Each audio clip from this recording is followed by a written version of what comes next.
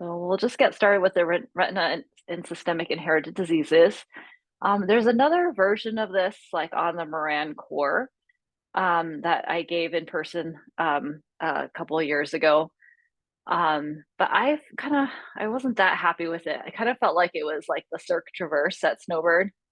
So a little bit like too intense.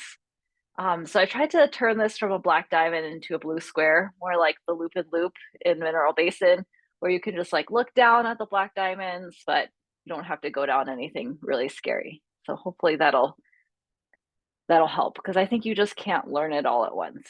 So it's better to just start from the high yield stuff, the stuff that really sticks out that would come up on a test question or in real life. So if you guys like see something like, oh, I saw this on a test, but it's not in your lecture, let me know because that might be something to add in here. So I just talk about how not to memorize things because when you look at this table from your BCSE on the left here, it's like incredibly overwhelming. It's just like trying to remember the names or learn how to recognize all the little brown birds if you're a birder. Um, it's not a good way to learn anything. So the best way to learn things is to try to group things in 3 to 5. Um, try to do repetition with increasing intervals and try to explain why things happen. So humans can remember like 3 to 4 things.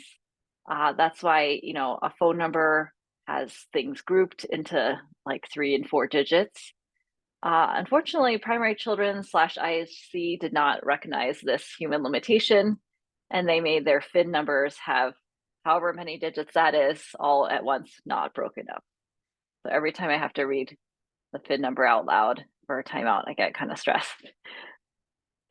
Another principle for how to memorize things is to gradually increase the intervals. So at first, you might only be able to remember it for a day, but after a couple of repetitions, maybe you can remember it for 2 days, then a week, then month, and that's how you kind of get things into your long-term memory. I have this picture of a dog here because this is how I taught my dog to remember that vacuum cleaners don't kill you by gradually increasing the interval between vacuuming. And humans remember stories. So you remember the Lorax really well, and that kind of, the emotions of the story and the characters a lot better than if you were to read, an article about how many acres of coniferous forests were eliminated, etc. So trying to make a story, whether it's a patient's story or the story of how the body works and why, I think will really help you memorize these like really high yield things that come up on tests because they affect the eyes and the rest of the body. So we're just gonna do like 4 different like phenotypes, so 4 different categories of how the eyes or how the retinas look. One is a retinal degeneration. Another is fundus hypopigmentation. Another is a cherry red spot or vessel tortuosity. I kind of group those together. And the last is myopia combined with retinal detachment. So I'll start off with a case. This is a patient that I saw recently, an 8-year-old developmentally delayed female. She's had nystagmus since she was little. They got a brain MRI to work her up when she was a couple months old. That was normal. And but she's really had a lot of trouble seeing in the dark. And now, she just can't see if there's a night light on. She needs to have all the lights on. And recently, she's also been feeling her way down the stairs and running into things. Her mom thinks that this could be, due to her vision. And her medical history, she's also congenitally deaf, but she can hear some with hearing aids, but she speaks sign language. And she also had a history of hypotonia from when she was little, and she has developmental delay globally. The mom said, I knew something was wrong at 6 months when she wouldn't sit up, but the pediatrician ignored me. I keep bringing her to all these doctors, but no one will tell me what is wrong. Like there are all these things wrong with her, but no one's put the picture together. So I asked her if she'd ever had genetic testing, and she didn't know. So, but anyway, the reasons for that we could get into later. All right, and this is her fundus photos. I'm gonna start calling on you guys, okay, in rotating order. George, what's abnormal quickly about the fundus photos um, in the upper part? So in the fundus photos, I just see some spiculated, like bony lesions, like especially in the periphery. Yeah, there are bone spicules in here, those black things. Mm-hmm. And then there's also some sort of lesion over the macula itself. Yeah, it looks like a fairly like well demarcated area of RPE atrophy. That's kind Mhm. of like because this part is like paler than the rest. Um, and then is this OCT normal? Uh, no, I would say it's not. Seems like overall pretty atrophic, and especially like um in the RPE sort of. Yeah. I can't really distinguish like outer retinal layers at all.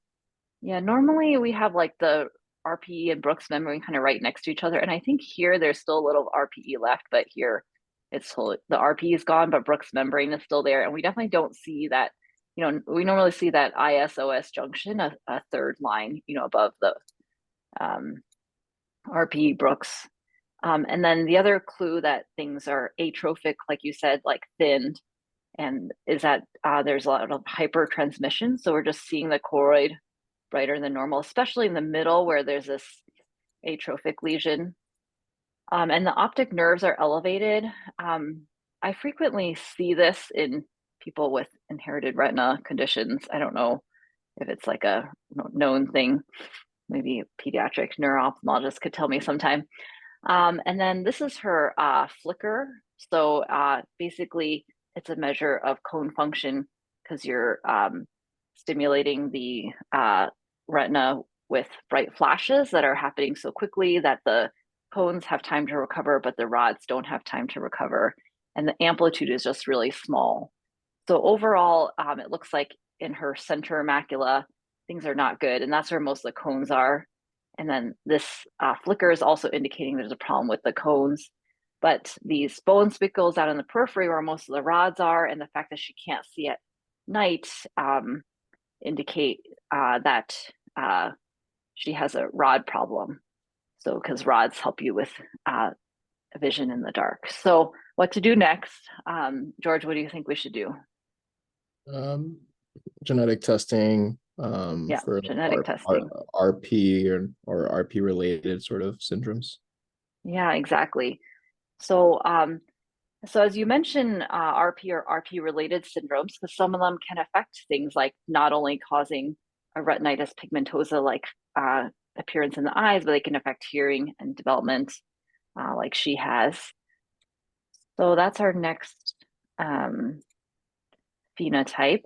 So some gross generalizations about the things that cause retinal degeneration and systemic problems um, is that they're almost always recessive because they tend to be like really pretty bad. So they wouldn't be passed down in an autosomal dominant fashion because many times like people don't make it to the age of reproducing because of all their health problems. Um, the other explanation for why they're often recessive is that many times these are mutations in the proteins that are enzymes, so they're breaking things down. And a lot of times for enzymes, you just need a small amount of that enzyme to catalyze, thousands of reactions. So usually having half of the amount of enzymes because you've got like a dominant mutation with one bad copy, one good copy. Usually that wouldn't cause disease. You'd have to have like no enzyme at all. Um, and then the other gross generalization is that most of these diseases have severe neurological problems, whether it's like on the developmental delay spectrum, or they can even cause like progressive degeneration and death, where kids like lose their ability to walk, talk, swallow, etc. So I like to categorize these by like what causes them, and by the critical like organelles uh, in the photoreceptors. So this is a picture here. Um, what do you think are some categories of diseases by organelle? Can you, let's see, let's call on, is it okay to call on the med students? Nana, what do you think? Do you think this is a med student appropriate question? Where are you, Nana? Hey, can you hear me? Hello? Chase is Oh, you can. nodding. Yeah. Yes. Okay. Okay, I don't okay, okay. So know. Ivan, I know this is like a really rough drawing, but what do you think this like where I drew this little blue guy with all the stripes inside? What do you think organelle I was trying to illustrate by that? Yeah, I'm not really sure, but I'm gonna guess Okay. mitochondria, maybe Oh, like mitochondria. Yes. Okay, you interpreted my drawing correctly. And then Brianna, the green and the orange are like little round organelles that like degrade things. Are Can those you? lysosomes? Yeah, one of them is lysosomes. Very good.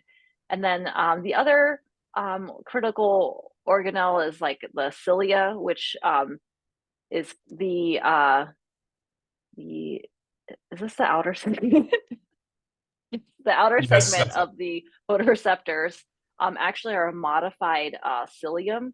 You know, normally cilia like are move around and like help things like swim along or move along in the body, but I think just maybe how they evolved, they were cilia. And then the other thing that degrades things is peroxisomes. Uh, so we have cilia, lysosomes, peroxisomes, and mitochondria. So the lysosomal conditions are called lysosomal storage disorders, and then the peroxisome disorders are called peroxisome biogenesis disorders. Okay, excellent. Oh, forgive my mess ups in my animation. So these are the ciliopathies are sometimes called like retinal blank disorders because they frequently affect like what other organ of the body? Anyone? Ear canal, inner ear canal. Say that again. I'm guessing. An inner ear canal, like the cilia in the inner ear. I don't know. Oh, they do. Kidneys. Some of them do affect hearing. Yeah, that's true. They also affect the kidneys. I'm not sure where the are there cilias in the kidneys, but anyway, if anyone knows, feel free to shout it out. Um, so and they cause like kidney cysts or nephronotysis, which is kind of like you know how there's like eye tisis where the eye shrinks and turns white. It's just where the kidneys shrink and uh okay, so and get scarred. I guess Nana is not able Is to my audio talk. working? And not that Can you hear me? well in that like when you I can hear you, but Oh, then when you talk, I can't really like understand what you're saying. So weird. Sorry. it's okay. It's all good. Okay.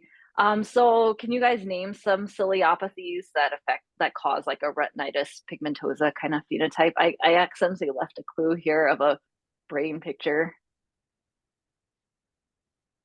where the brain stem looks like a molar tooth. Uh, Typed it. thankfully, okay. Oh, okay. Nana's coming, saving the day with his mnemonics. So jabs, Ju Joubert, Alstrom, Bardet Beetle, and Senior Loken. Very good. Excellent. Thanks, Nana. So all right. So I put just 3 of those on here, thinking that maybe these are like the most high yield ones for you to memorize, like Usher syndrome. Uh, like George said, there's cilia in the inner ear, so that causes like hearing loss and uh, retinitis pigmentosa. It doesn't usually affect like other parts of the body. And then Joubert syndrome, that's where you look at this brainstem and it looks like a molar tooth. They also tend to sometimes have ocular colobomas. And then the classic thing with Bardet beetle is an obese kid with polydactyly. So these are the ones that really like stuck out in my mind as like maybe the most easy to remember slash most testable. Nana's sharing more. Oh, Usher syndrome and ciliopathies have been classified separately in the BCSC. So they're saying that Usher is not a ciliopathy. Yeah, I'm not sure why. Okay. Yeah. Well, thank you. Thank you for keeping us straight, Nana. Appreciate that. Okay, so lysosomal storage disorder. So as we mentioned, lysosomes degrade things. So when you don't degrade things, things build up inside the cells, and then they start all that trash building up inside the cells, make this kind of toxic. So what are some lysosomal storage disorders that cause like a retinitis pigmentosa type of issue?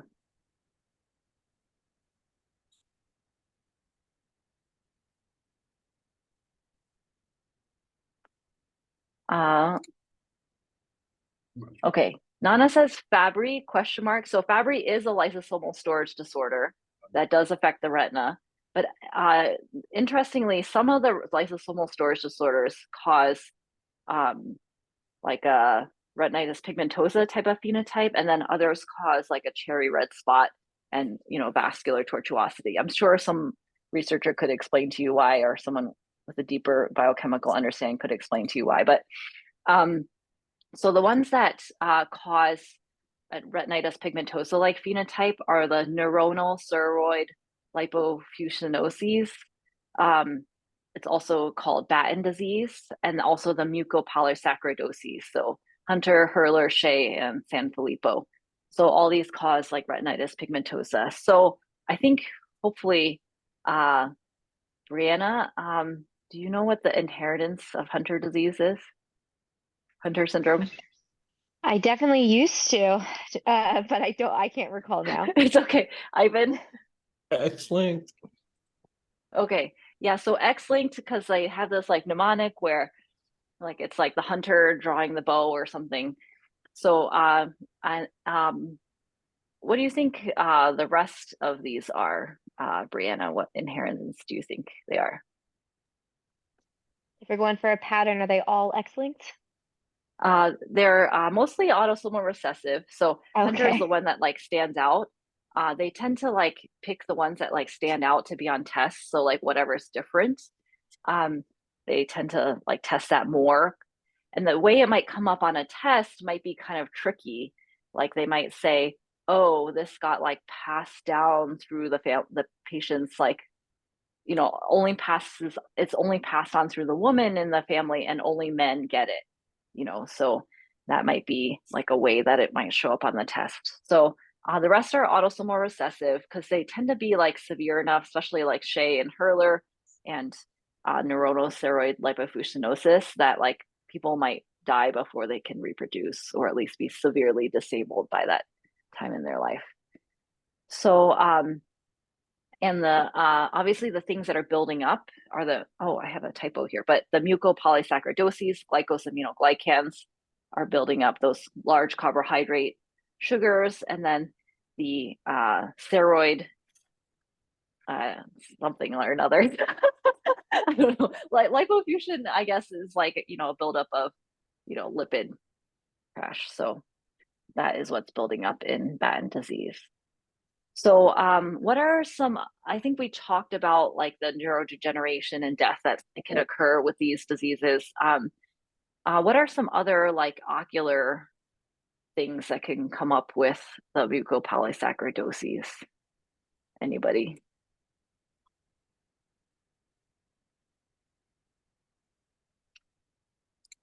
Okay, corneal haze, very good. And so the front of the eye can be affected by corneal haze as well as glaucoma, especially in Hurler or Shea. How about like in the back of the eye? Uh, uh, it doesn't cause cataracts. I haven't heard of it causing nystagmus. I guess it would depend how early in life it started, but it causes optic atrophy or edema. So that's the key thing to remember. And then how about the rest of the body for the mucopolysaccharidoses?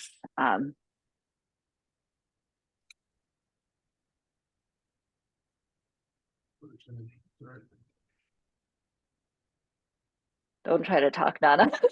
It's not working. Maybe get closer to your mic when you're done eating. Okay. Okay, so the key things like about like Hunter, Hurler, Shea, Sanfilippo is that those like carbohydrates, those like glycosaminoglycans, large negatively charged um, long chains of carbohydrates are like building up in the face, so they cause coarse facies, and then they also build up like in the liver and the spleen, cause hepatosplenomegaly. Okay, excellent. You guys have been really great about participating. Thank you. And they can also just cause like developmental delay, so it might not necessarily be on the milder spectrum. You know, they can just be developmentally delayed and have like a normal lifespan and not get progressively worse and die. So okay, so then there's peroxisomes, and they tend to be problems with the peroxisomes forming. That's what biogenesis means. And the peroxisomes degrade lipids, although the lysosomes degrade lipids and many other things. Peroxisomes are like specific to degrading lipids.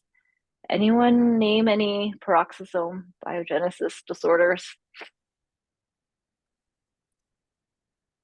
Okay, very good, very good. So Zellweger and neonatal adrenoleukodystrophy, REFSM. Thanks, Nana, for filling that out. So there's kind of like, they're now referred to as the Zellweger spectrum disorders. There's just a recognition that these are caused by mutations in the same gene, and that there's just a range of how they present. And there's, generally speaking, either developmental delay or neurodegeneration, death, and increased fatty acids in the blood because the body's not degrading it.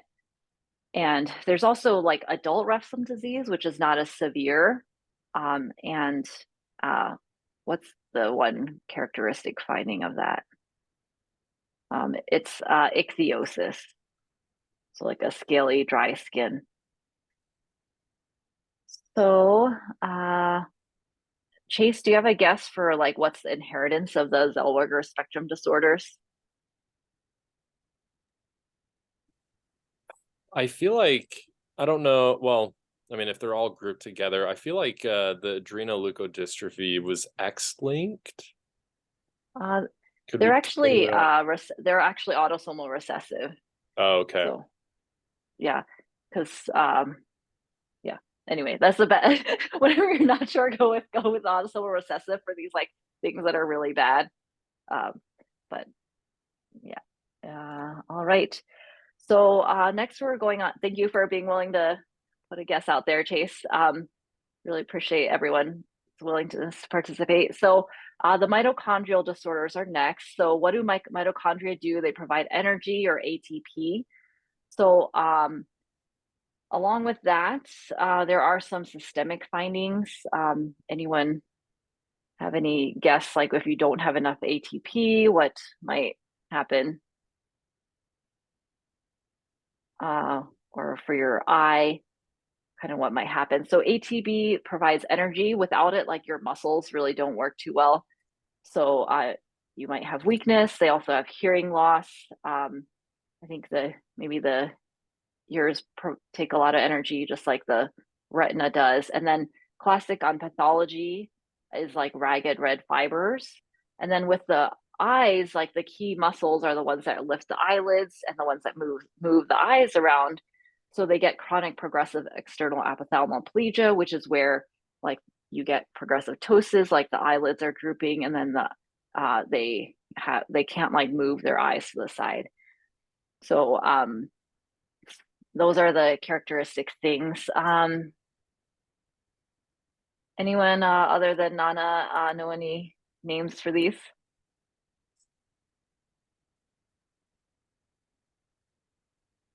Okay, well, so there's Kern-Sayer. I think that's like the most like well-known of these. What's like a really important thing to know about like with Kern-Sayer in terms of like their survivability?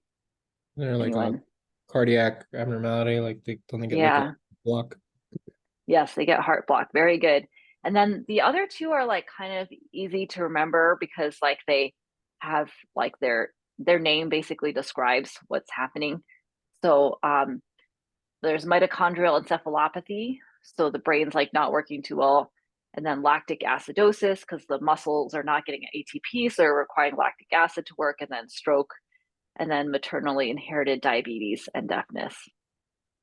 Okay, you guys are doing great. Really, the retinal degenerations are like the biggest block of them, and you have survived thus far. So thank you. So this kiddo ended up having Zellweger spectrum disorder.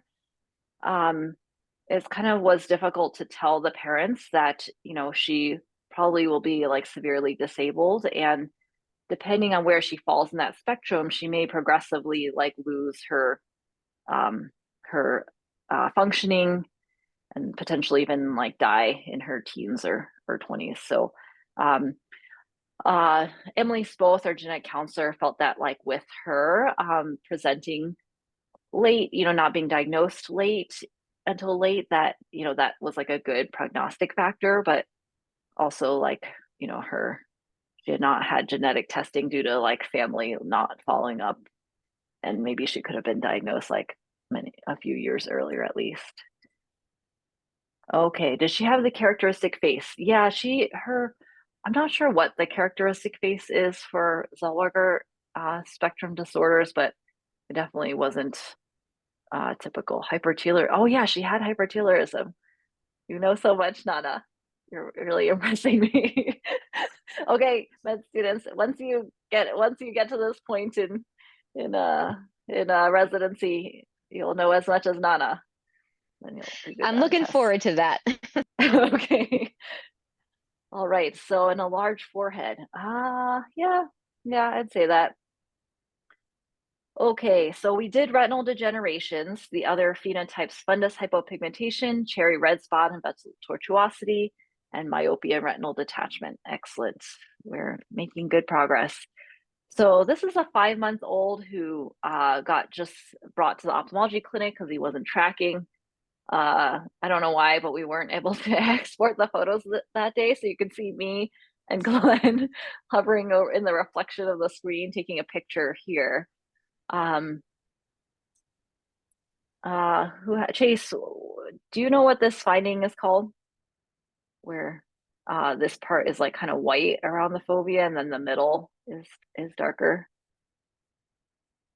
Going off of what the categorization was, maybe cherry red spot. Yeah, cherry red spot. Yeah, very good, excellent. So this area looks kind of like red because the area around it is all white, and you can't see the choroid below. Like normally you can see the choroid through the retina, the choroid's kind of reddish. It's got a lot of blood in it. What other conditions can cause a cherry red spot other than the inherited disorders affecting the retina and the rest of the body? The area. George? Oh, yes, Brianna, way to go. Yes, so a retinal artery occlusion. So with the retinal artery occlusion, like because the retinal arteries supply the inner part of the retina, whereas the choroid supplies the outer part of the retina, when you have like ischemia of the retinal arteries, then the inner retina tends to be like what swells and turns white. And then you get this cherry red spot appearance too, because in the fovea, there's not that much inner retina. So you can see the foveal pit pretty well. Okay, excellent. So, and then what can we tell already about this child's prognosis? Prior to like getting any additional testing, this patient's Dr. Jardine was already like trying to mentally like prepare the parents for, you know, what the diagnosis might be. So we can already tell that they're probably going to fall into that neurodegeneration and early death category. So, all right. Glad Dr. Jardine had that conversation, not me. So, so some gross generalizations again. Recessive is definitely the way to go. And for most of these, most likely, and then the neurological problems. So as we talked about when Nana brought up Fabry disease before, is that these are also lysosomal storage disorders, but instead of having a buildup of like glycosaminoglycans or steroids, it's a buildup of sphingolipids. So they're the sphingolipidoses, and then there's also the trinucleotide repeat disorders. So I think in med school you learn about these things. I've since forgotten a lot, but there's like cerebrosides, gangliosides, sphingomyelin, but I think they basically are a lot involved in the brain. So that's why you really get that neurodegeneration. And so what are the diseases that cause cherry red spots? Niemann-Pick, and Niemann-Pick. then Tay-Sachs. Tay-Sachs. Yeah. Tay-Sachs, good. One more. Can Gauche? Oh wait, no. Yep. Oh, okay. Gaucher's disease. Gaucher's disease, or I don't know how to pronounce it, but so yes, very good, excellent job. You guys are impressing me. So Gaucher also causes like these peripheral white spots, and the brain is really not too bad. And then what was the one disease that caused the retinal vessel tortuosity? That's a lysosomal storage disorder that Nana brought up previously.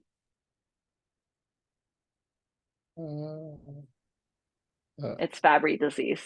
And what else does Fabry disease cause other than retinal vessel tortuosity? There's a problem with vessels elsewhere in the body. Like kidney issues. I'm not sure if they have kidney issues. Someone Google it and let me know. But they get this angiokeratoma corporis diffusum. So potentially like on OCAPs, they might, or on boards, they might like show you a picture of the skin with these like red elevated lesions.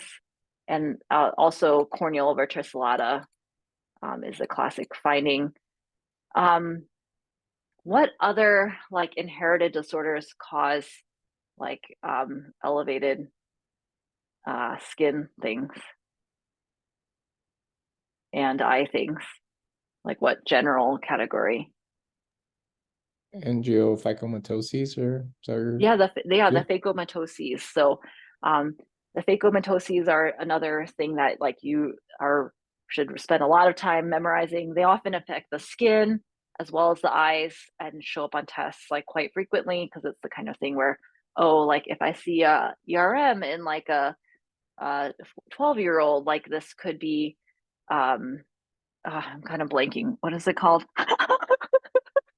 I'm totally blanking. Oh my goodness. What is it? Congenital hematoma of the retina and RP, but what is the disorder that the phacomatoses that it goes along with? There's a type 1 and a type 2. Okay. Yes, neurofibromatosis. Thank you. I was having a brain block. Thank you. So there, these are like frequently tested things. So all right, excellent. And then Fabry is one of those that's X-linked. So basically most of these disorders that we've been over so far are all recessive, except for like which one do we discuss that was X-linked? Hunter. Yep, Hunter. And yeah, I think that was the only one. So Hunter and Fabry, remember those for there's different inheritance. Okay, and then there's the trinucleotide repeat disorders. What is like an example of a trinucleotide repeat disorder that doesn't affect the eyes that like we all learn about in med school? Huntington. Huntington, very good, excellent, yeah. So what is the inheritance of Huntington's and other trinucleotide repeat disorders? Doesn't it like get more likely to affect you at a younger age, depending on like if your dad gave it to you or something like that? Like it's your father. Yeah, if your parent if your parent gave it to you, like do you need two parents to have Huntington's in order to have Huntington's? No. Okay, so that makes it autosomal Recessive, right? Or dominant. autosomal dominant. Dominant. Yeah. So just having like one parent pass that CAG repeat on to you is enough to like have it. So that's an autosomal dominant disorder. And then the ones that affect the eyes, I guess I only put one on here. I decided to cut back. There's only one on here. And it's a myotonic dystrophy. And it causes some like classic eye findings like this pattern dystrophy and a Christmas tree cataract, and then it also causes chronic progressive external ophthalmoplegia.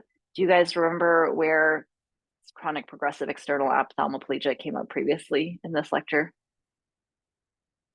Aaron Sires. Yeah, Kern-Sayer, yeah. And what Sayer. kind of, and then what kind of retina problem did Kern-Sayer have? Like which class was that? Which category, which phenotype? It was a lysis. Mitochondrial. Sorry, no, it's mitochondria. Thank you. Yeah, it's a mitochondrial. And then what do the eyes, what do the retinas look like in Kern-Sayer?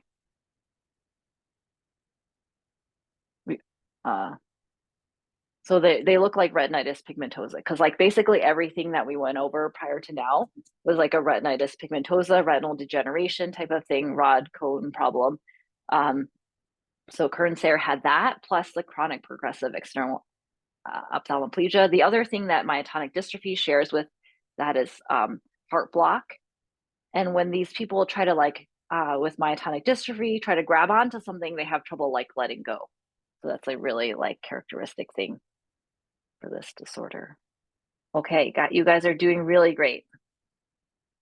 So this kiddo got diagnosed with Tay-Sachs disease, and eventually, like, because when you're 5 months old, like, it's hard to tell if someone's developmentally delayed, but eventually he got diagnosed with global developmental delay, and then he started having seizures, and then the family decided to go with hospice and like avoid any life prolonging measures, but they're trying to do whatever they can to make his quality of life good. So that right now is just taking seizure medications. Okay, so we went through retinal degenerations and cherry red spot / vessel tortuosity.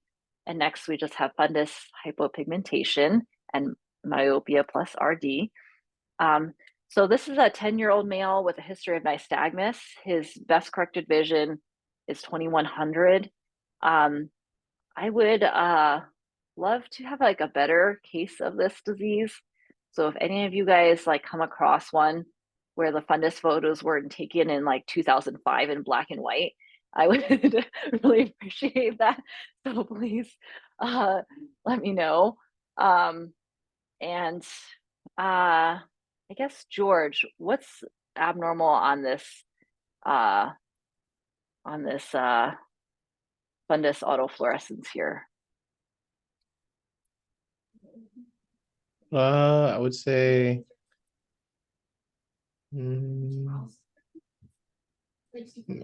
maybe it's missing like the typical like pigmentation that you would expect around. Yeah.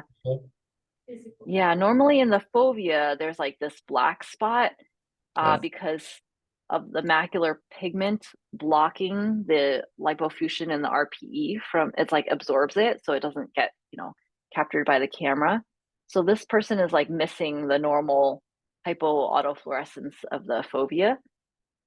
And then when you do an OCT, you can see that they have no fovea as well. So, and you can kind of see when you look at this like photo of their eye that their eyes are very blue, their eyelashes are very white, and you can kind of see it like a red reflex through their iris, which is called iris transillumination. Anyone want to say what they think this is? Ocular albinism. Yes, this is albinism.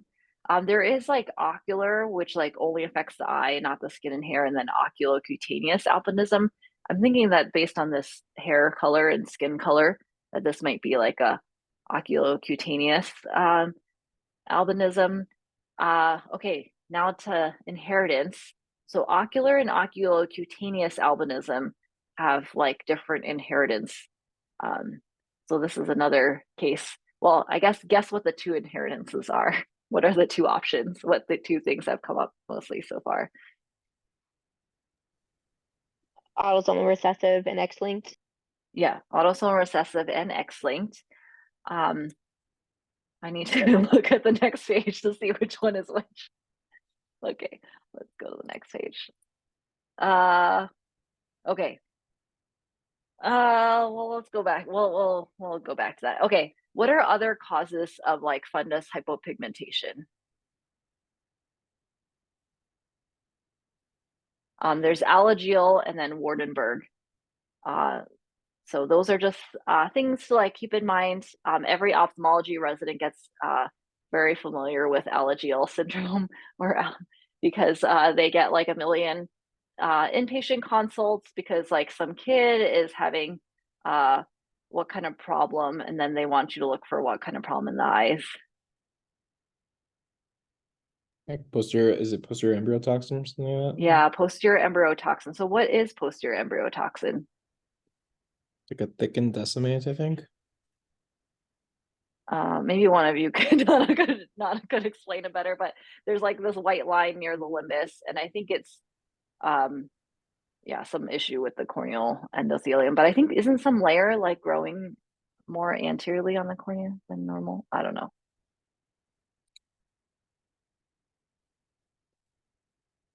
Waiting for Nana to explain it.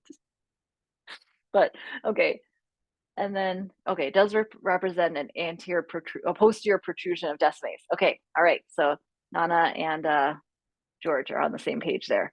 So, and then anyone remember anything about Waardenburg? So they have like a white forelock, and they have like iris heterochromia. So their two irises are different colors. Okay, now we're gonna, and Horner's? No, no. Okay, I was trying to talk, but not okay.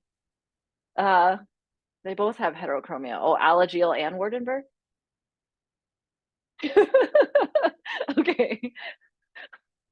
Wallenberg syndrome. Okay. I don't know what we were. Oh, oh. Okay. Congenital Horner's and Waardenburg both cause iris heterochromia. Ah, yes. Okay. Okay. Now I know where you're coming from. Okay. Thank you. No, thank you very much. Okay. Really appreciate that.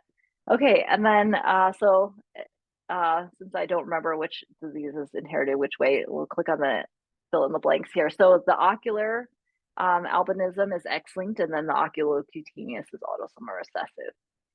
And then there are other variants on albinism that like are frequently tested because they affect other parts of the body, Chediak Higashi and Hermansky-Pudlak.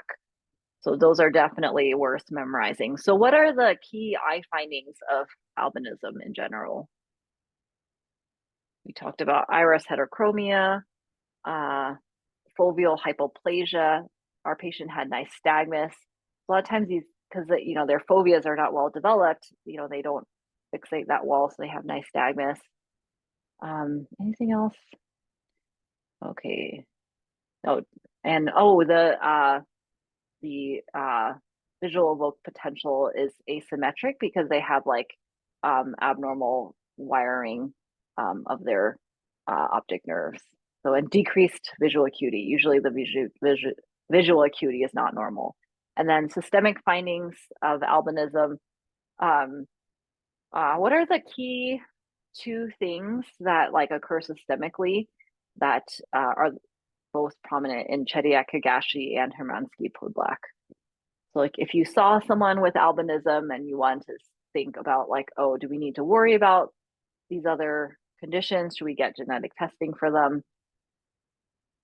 Like, They're in lots of infection, yes. you know? Yeah, infection and bleeding. So both these disorders are characterized by those. And the P in Pudlak should help you remember that Hermansky-Pudlak also has platelets, pulmonary fibrosis, and is more common in Puerto Rico, but it can also occur in other countries. Oh, yes. Okay. Very good. Oh, a blonde fundus. That's something I didn't even put on there because it was like so obvious to me that I forgot to say. So when you, what we mean by a blonde fundus is like people that are like very like light skinned. Their retinal pigment epithelium also tends to be really like lightly pigmented. So you can see their choroidal blood vessels really well. So like if we go back to this picture, it's like, wow, we can really see like every single blood vessel in their choroid, versus this is like more of a normal fundus, not, oh, I don't know, normal, but more typical fundus pigmentation, where it's kind of hard to see the choroidal blood vessels. I have to say, you know, I did a med school in New Jersey, and I didn't like do any away rotations elsewhere. And when I first came to Utah, like, and I was a intern, I like asked Trent Richards, my senior resident, I was like, what is wrong with this person's eye? Because their eye, inside their eye, looked like this. And he was like, he looked and looked, he was like, he couldn't figure out like what was abnormal about the person's retina. But then eventually we just realized I'd never like seen the inside of a blonde person's eye before. So since I'd done med school in New Jersey. So anyway, if you are like just really lightly pigmented, like a lot of Utahns are, this can be normal. And sometimes the question comes up like, is this normal or is this like albinism? And that's where we just involve our experts like Erica Wirtz. So I'm not an expert on that. Okay, we'll keep going here. Okay, so retinal detachments in adult. Oh yeah, we're on our last category. We're almost at the end. The end is in sight. Amazing. We do one more lecture though. But I don't know, maybe we should skip it. Okay, myopia and retinal detachment. So the kid with thick glasses and retinal detachment. So this is like what retinal detachments often look like in adults. This is actually an adult retinal detachment. But I thought I would show you a picture of like a retinal detachment in a kid. She's a teenager. She's had really thick glasses since she was age 4. So 4 is like a really atypical age for needing thick glasses. And they figured out she needed glasses because she was like holding things really close when she was in preschool. And she's never been quite 20/20, but her optometrist said, like, you know what, I can't get your vision to be any better than 20/70 in the right eye and 21/25 in the left eye. So this right eye fundus picture on these like big circles, these are actually like macro cysts in the retina. I'll show you my drawing of it. So basically she had like an inferior retinal detachment, and she had these like big macro cysts. So when you have a retinal detachment for a long time, the retina just starts like falling apart from itself, and then it makes these macro cysts. She also had like a hole in attached retina. You can see up here. But basically she'd had like some little holes right over here, and then the fluid had like trickled down following Linkoff's rolls and just like kind of filled up her eye from the bottom to the top, and then her vision just went down. And then she's got a little subretinal fluid on her OCT scan. I just sigh because this eye did not do well. It was 20/70 before I operated, and now it's like hand motions with hypotony, oil in the front of the eye, band keratopathy. Anyway, sigh. So this eye, left eye, did better. It used to be her worst eye, but now it's her better eye. She had a chronic detachment, and you can see these like weird pigmentary changes here. Those are like demarcation lines. So when the retinal detachment is there for a while, the retinal at their edge, the retinal pigment epithelium tends to like make some changes. It can be hypo or hyperpigmented, and then eventually the retinal detachment might progress past it and make like a new line. But in this case, the retinal detachment had like progressed all the way to like here. So all the way past those. And then she's got some like fibrotic bands, subretinal bands here. And then you can see that her macula is detached on the OCT shallowly. So when the detachments are shallow, you know, they can be compatible with like pretty reasonable vision, you know, like 20/70. So that's just the example of like a chronic detachment, like in a kid. So they don't all look like that, but definitely the things that made me think, okay, there could be some syndrome going on was the fact that she'd had glasses since she was age 4, and she has these detachments. So I thought I would show you this video. I better share a different screen. So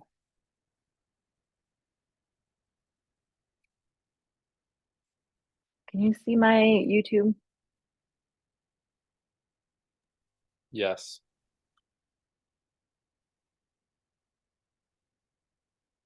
So you can see here, there's like this membrane in the vitreous. And this is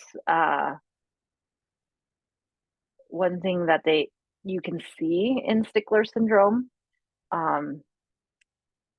is that the Stickler vitreous, I would say, it's not as like black and white as people make it out to be in terms of like optically empty, but in general, it's abnormal. So it can have this membranous appearance. It can look like the vitreous of a 80-year-old, where instead of being like really like uniformly like scattering the light, it can have like denser fibers and then less dense areas. Let me go back to sharing my other green. So her vitreous actually had that membranous appearance in both eyes. So then I was thinking, okay, likely to have what disease? Stickler. Yep, Stickler syndrome. Very good, excellent. So with the myopia and retinal detachment disorders, they're going to be an exception to our general rules for the inheritance for these disorders.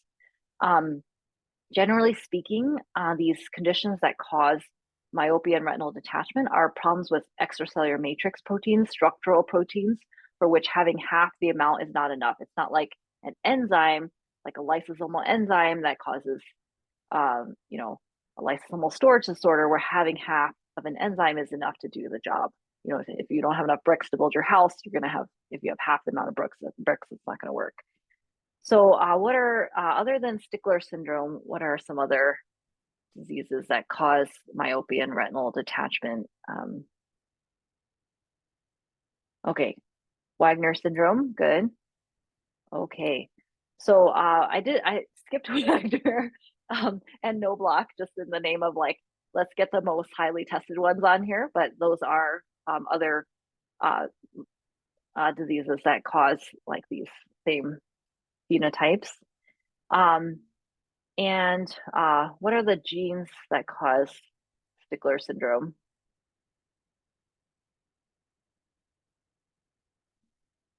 They're the collagen genes, so like COL2A1. I don't, and COL11A1. I guess that's as far as I would go with like the memorizing of the genes that cause Stickler syndrome. Don't get too crazy.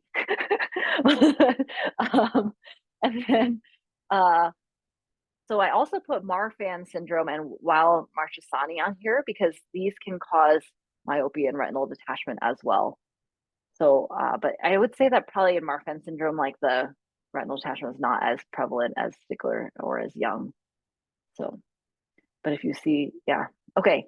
And what gene is mutated in Marfan syndrome? The FBN1 gene. Yes, very good.